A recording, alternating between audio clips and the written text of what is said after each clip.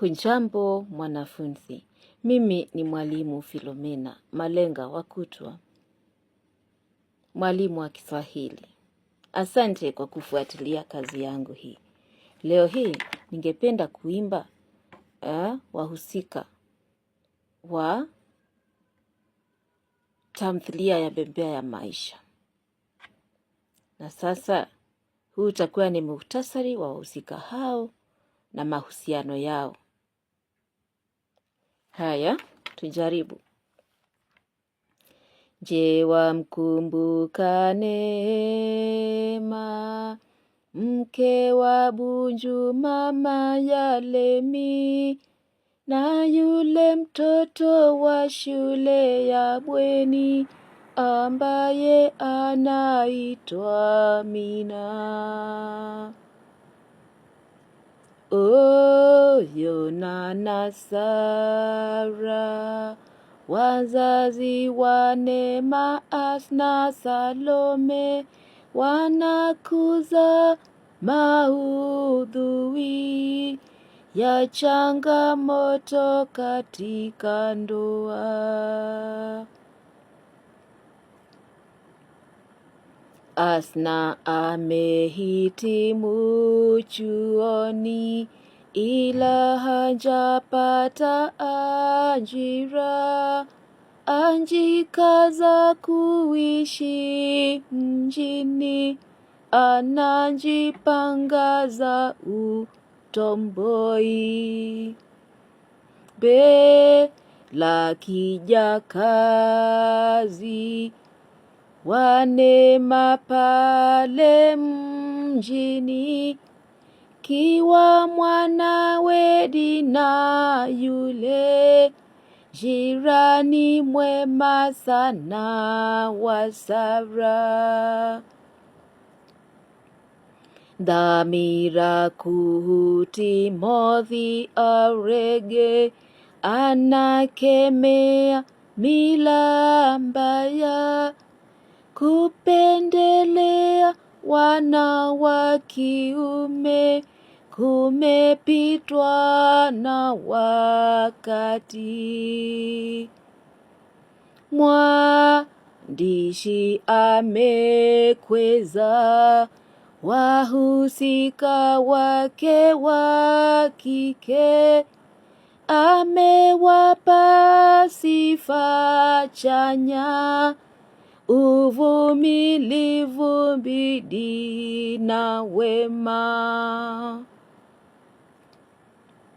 Wahusika wa kiume wametwezwa, wamepewa sifa duni, msongo wa mawazo, ulevi, upumbavu na kufutwa kazi. Kiwani kifyefye, anashindwa kula pia, anasema hana uwezo kama Neema kulinda wazazi.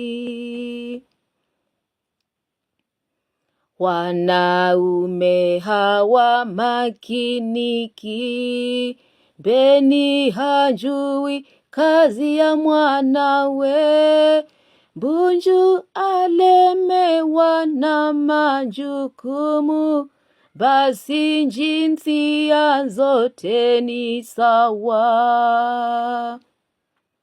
Sasa mwanafunzi, tamthilia nimeichana, kazi kwako kupenda fasihi, Kiswahili ni somo okozi. Umeona ni wahusika katika kitabu au tamthilia ya Bembea ya Maisha. Kumbuka, ukielewa mahusiano ya wahusika, utajua basi matendo yao. Na ukishajua matendo ya wahusika, kwa maana wametumiwa kukuza maudhui ya mwandishi, basi utakuwa umejua kazi inazungumzia nini. Na je, basi si ukielewa kazi inazungumzia nini, utakuwa pia umeelewa dhamira ya mwandishi. Kwa maana mwandishi huandika kama anavyoandika ili kutekeleza lengo fulani. Maudhui anayotunga ama anayotokeza ni kwa sababu analenga kuathiri jamii kwa namna fulani. Kwa mfano, yale maudhui ya changamoto katika ndoa yameonyeshwa ili kufahamisha jamii kwamba ndoa zina changamoto na pia umuhimu wa uvumilivu katika ndoa.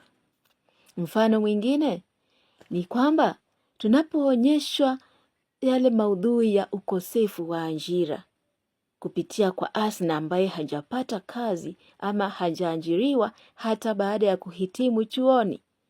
Yale maudhui ya ukosefu wa ajira yanaonyeshwa ili mwandishi kufahamisha jamii au kutufahamisha sisi kwamba kuna uhaba wa nafasi za kazi nchini.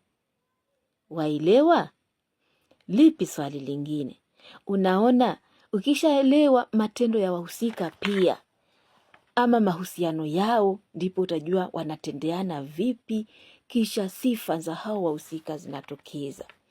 Kwa mfano, tazama uhusiano wa Dina na Sara. Kumbuka Dina anakwenda kumsaidia Sara kwa mapishi.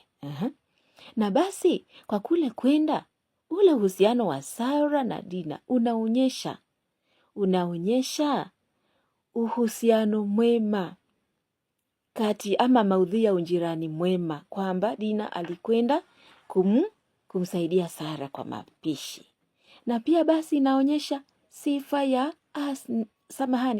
ya Dina, yaani huruma. Dina ni mwenye huruma, kwa maana alimhurumia Sara ndipo akaenda kumsaidia kwa mapishi. Pia Dina ni mtiifu, aliitikia wito wa Sara na kwenda kumsaidia kwa mapishi.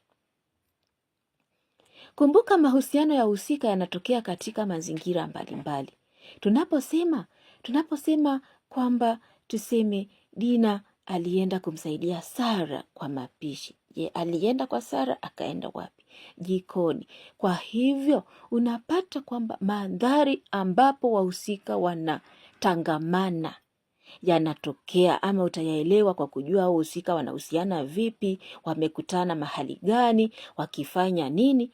Kwa hiyo unaweza kujua yale mandhari yametumika na mwandishi kuonyesha nini. Yale mandhari, kwa mfano pale jikoni, panaonyesha utiifu wa Dina, kwa maana alienda kwa Sara jikoni kumpikia. Neno ni jikoni. Pia mandhari ya jikoni yanasaidia kuonyesha ubabe dume, kwa maana mwanaume Yona hajaingia jikoni, bali pameingia kina mama wawili ambao ni Sara na nani? Na Dina. Pia mazingira ama mandhari ya jikoni yanaonyesha nini? Yanaonyesha uwajibikaji, maudhui ya uwajibikaji. Uwajibikaji wa nani? Wa Dina, kwamba ameenda kumpikia Sara, na pia uwajibikaji wa nani? Wa Sara, kwamba amemwalika Dina amsaidie kupika ili mumewe Yona asikose chakula. Mahusiano ya wahusika ndiyo uti wa mgongo wa uelewa wa fasihi yoyote ile. Mimi nimejitolea kukuchania tamthilia. Hivi sasa nimeiweka mezani. Nimeifanya papai kwa kijiko. Wewe kwako ni kumeza. Tazama wimbo ulivyo mtamu. Uimbe, kumbuka hayo mahusiano, kisha yote yatakujia akilini. Mtihani wote upo mikononi mwako. Ni wahusika, wanabeba maudhui ya mwandishi, wanabeba dhamira ya mwandishi, pia wanabeba nini? Wanakuza nini? Sifa za wengineo. Asante.